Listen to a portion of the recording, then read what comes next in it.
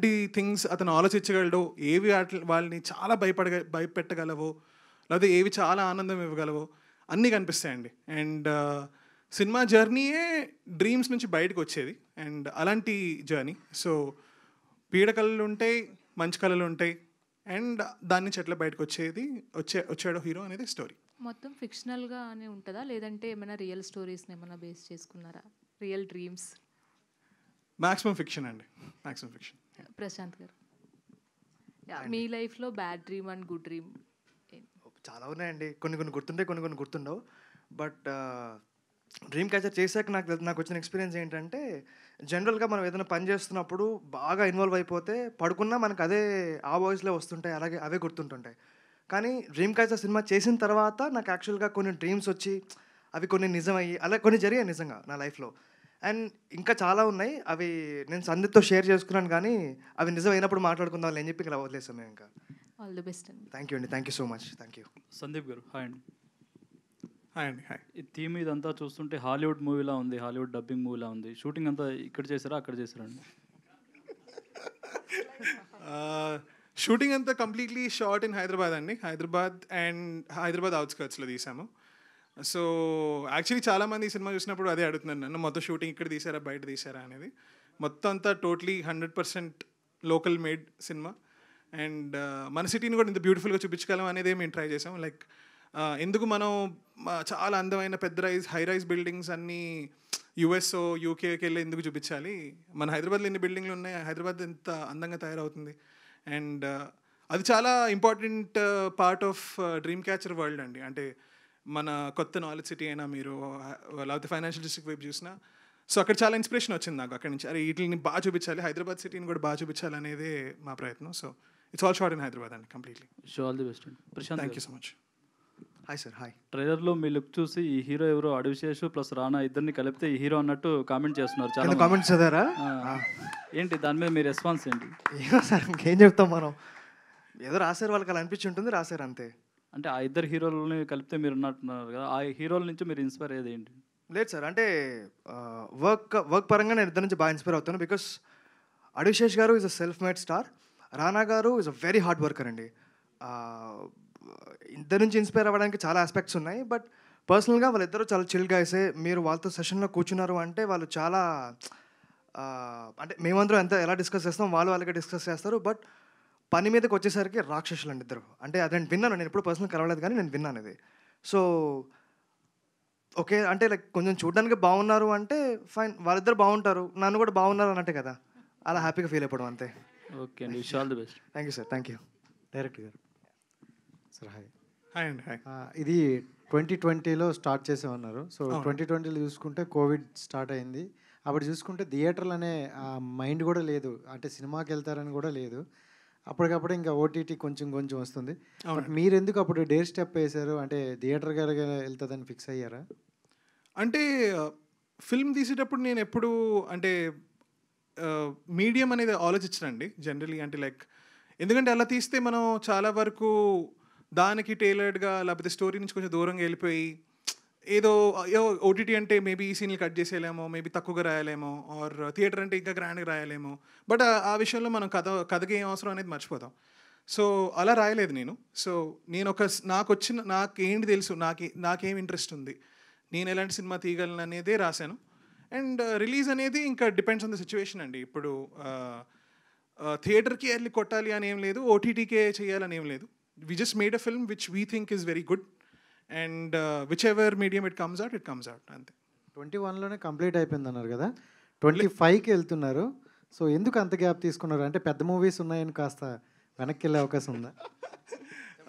లేదండి.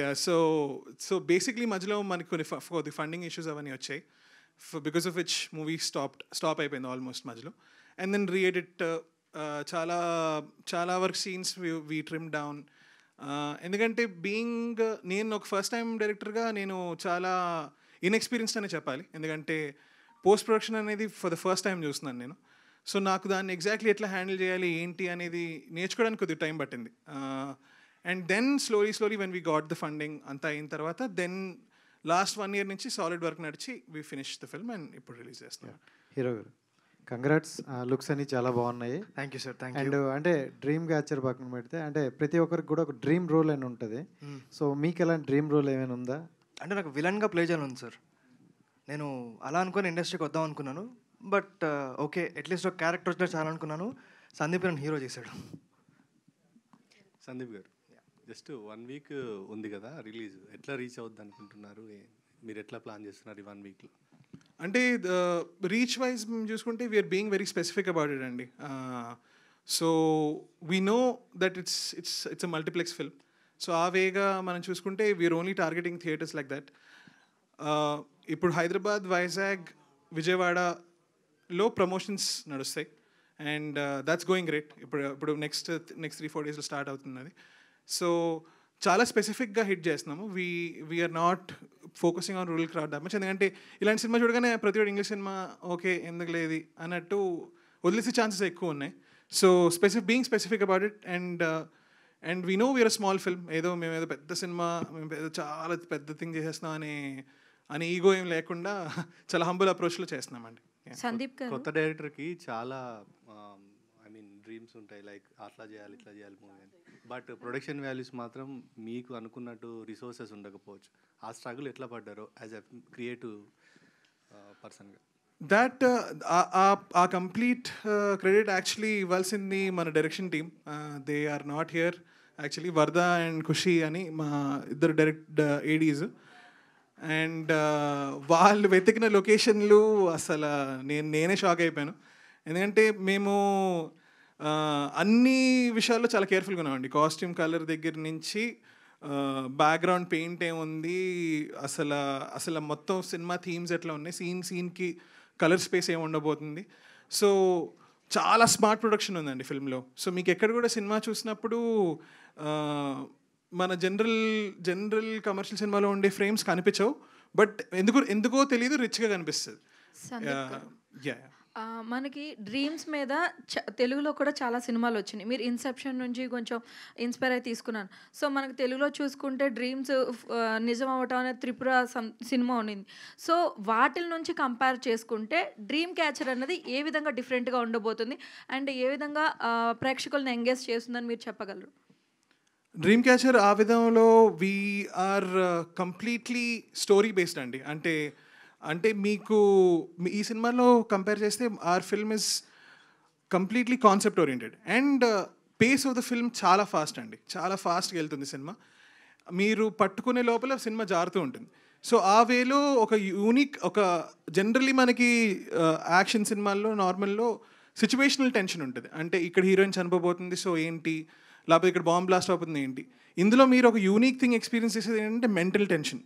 So mentally మీకు తెలుసు ఏం జరగబోతుంది, ఆ టెన్షన్ ఎలా ఉంటుంది అనేది will just steer this film through. And run time కూడా 1.5 hour ఉంది. దానికి పర్టికులర్గా అంటే హాలీవుడ్ సినిమా రేంజ్లో తీశారు కాబట్టి run time 1.5 hour.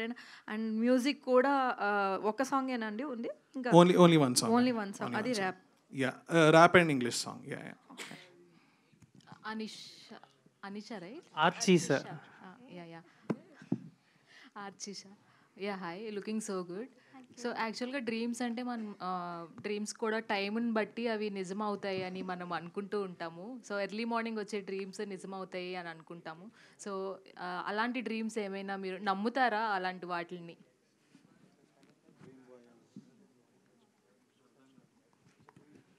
Okay. Did you understand? He explained it to me, and actually I am a sleep talker. So when I have a dream, I usually just talk about my dream. And if I'm very obsessed about something, like if I have a dance show going on, then I'll actually dance in my sleep.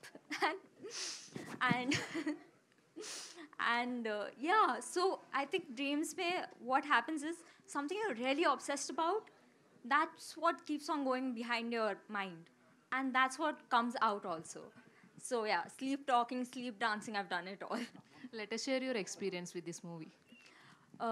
With this movie, I would say this was my first. This was my first step into Telugu cinema, and I'm so grateful and so thankful that I could be a part of this movie with Sandeep, because the team is really good. I've never felt this safe, comforted, and just creatively allowed to do whatever I want to do. So that was a lovely experience. And yeah, you'll see Khushi, and I hope you also get some Khushi. All the best. Sandeep గారు Thank hi, you. This is Sharath from Telugu అండి. And hi అండి. Firstly congratulation for you Thank you for so your much. Effort. And ఏంటి అంటే movie team మొత్తాన్ని మీరే black వేసుకురమ్మన్నారు, లేదంటే వాళ్ళు? Sir మీరు టీజర్ చూసారా? యా చూసానండి. ట్రైలర్ చూసారా? యా పోస్టర్స్లో కూడా ఎక్కడైనా మీకు బ్లాక్, వైట్, గ్రే తప్ప ఇంకేమైనా వేరే కలర్స్ కనపడుతున్నాయా? లైక్ అంటే ఉమెన్ వదిలేయండి, డిఫరెంట్ ఉన్నాయి. అవును అవును. అంటే ఇక్కడ మీకు ఏదో షేడ్లో ఇలా కనపడుతుంది, ఇలా ఉండదు. సినిమా మొత్తంలో తెల్ల చొక్కా, నల్ల చొక్కా, గ్రే మ్యాక్స్, అంతే, ఏం వేసుకోలేదు. ఈరోజు కూడా మా అందరికి స్ట్రిక్ట్గా వార్నింగ్ ఇచ్చాడు. వార్నింగ్ ఇవ్వలేదు కానీ లైక్ అందరికీ చెప్పాడు, like everybody has to wear this sort of colours అని చెప్పి. ఇంకంతే. ఎందుకంటే మీకు కూడా ఏమైనా నీల్ మావయ్య అన్న ఇన్స్పిరేషన్ ఉన్నారా? ఇది నాకు తెలుసుకోవాలను సార్, ప్లీజ్. ప్రశాంత్ నీల్ గారు ఏమైనా ఇన్స్పిరేషన్ ఉన్నారా? డెఫినెట్లీ ఇన్స్పిరేషన్ అండి. I mean is a great film maker. So black, grey, white obsession ఏంటంటే